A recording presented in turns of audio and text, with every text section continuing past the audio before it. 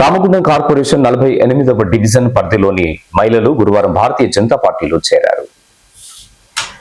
స్థానిక లక్ష్మీనగర్ మండల అధ్యక్షులు ఊరగొండ అపర్ణ నేతృత్వంలో ఎల్తూరి సరిత రాజయ్య ఆధ్వర్యంలో జరిగినటువంటి ఈ కార్యక్రమానికి బీజేపీ ఓబీసీ మోర్చా రాష్ట్ర ఉపాధ్యక్షులు కందుల సంధ్యారాణి ముఖ్య అతిథిగా హాజరై పార్టీలో చేరిన వారికి కండువాలు కప్పి ఆహ్వానించారు.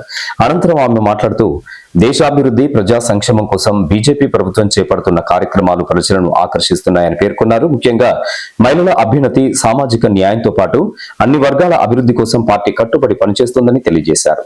పార్టీలో చేరిన ప్రతి ఒక్కరూ ప్రజా సమస్యల పరిష్కారానికి, పార్టీ బలోపేతానికి అంకిత భావంతో పనిచేయాలని పిలుపునిచ్చారు.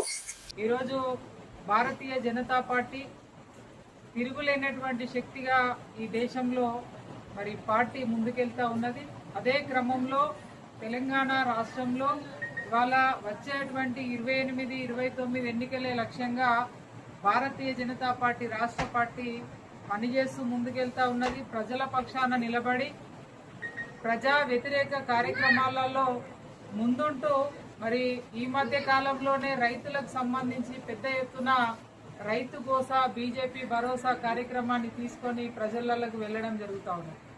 మీ అందరి సహకారంతో ఇక్కడ రామగుండం నియోజకవర్గంలో కాషాయం జెండా ఎగిరేటటువంటి విధంగా మరి పనిచేస్తూ ముందుకెళ్తామని చెప్పి మళ్ళొకసారి మనవి చేస్తూ ఈ కార్యక్రమాన్ని నిర్వహించినటువంటి సరిత రాజయ్య గారికి హృదయపూర్వకంగా మేము ధన్యవాదాలు తెలియజేస్తా ఉన్నాం. భారత్ మాతాకి.